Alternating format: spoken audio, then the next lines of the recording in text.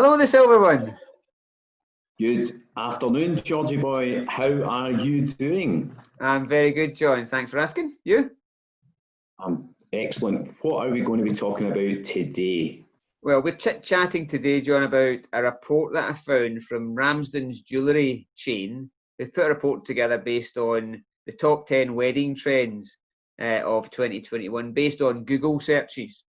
And what drew my eye straight away were the top two, which was small weddings up 122% on searches, and garden weddings up 115% based on last year. So very relevant today and in past weeks. So what's your experience, John, of your own recent ceremonies you've done on those two topics? My recent experience is I have two experiences, and they are both pretty much the exact same, although one I've done and one is still to be done, which are secret weddings. Secret? Wow. Secret. So secret for a celebrant, especially someone like myself who loves to, blast myself to all my social media channels, has been particularly challenged, but I've kept my mouth shut. And I thoroughly enjoyed that process of really just the chat of, putting the ceremony together and ultimately delivering that ceremony on your day, although one is still to be delivered. So I delivered one last week. I'm not prepared to give you the venue or the day. It's just going to remain of course, secret. Top secret. But it was wonderful. The couple brought their wedding all the way forward. It was due to be a huge affair, which was all the way scaled down to probably the smallest wedding that we can do. So it's myself, bridegroom, two witnesses, and a photographer. So the ceremony that was put together was fabulous. They really had a huge input all throughout the ceremony, from the very start to the very end. The photographer was absolutely amazing, and he thoroughly enjoyed the experience as well. Being able to take so many different photographs where it wasn't a case of having the granny or the sixth cousin or 70 people all held them there for that massive group shot. It was really just about them. It was beautiful, super personal, funny, cozy, just a great experience. And I know what's going to happen afterwards, but I can't really go into that. What about your experience, George? Probably the opposite of that, John.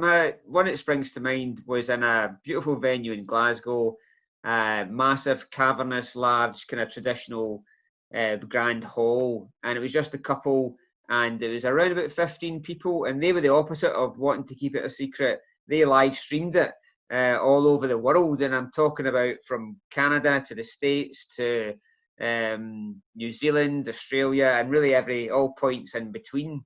It was due to be a huge event, as a lot are these days, but they decided to go ahead with it. And it was just so beautiful and intimate. The couple had written and said their own vows to each other, and even their own pet dog was there to greet the bride as she came down the aisle.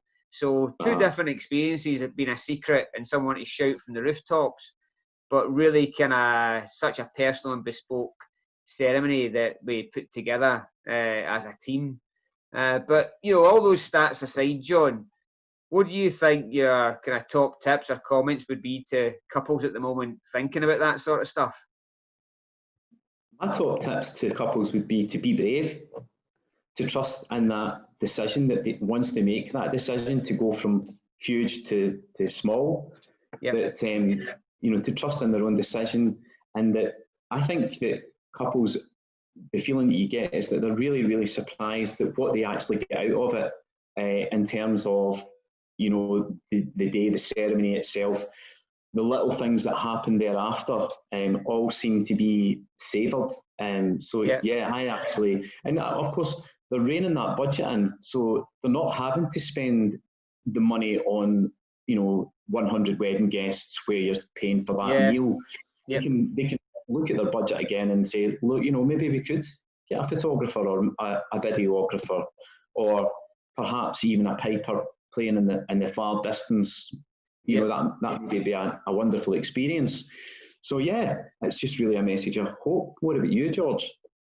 I think for me, it's about really reminding ourselves what the difference is between having a wedding and getting married. So having a wedding is a real kind of experienced event that starts in the early hours of the morning with bridal prep to the early hours of the next morning, dancing the night away, of course.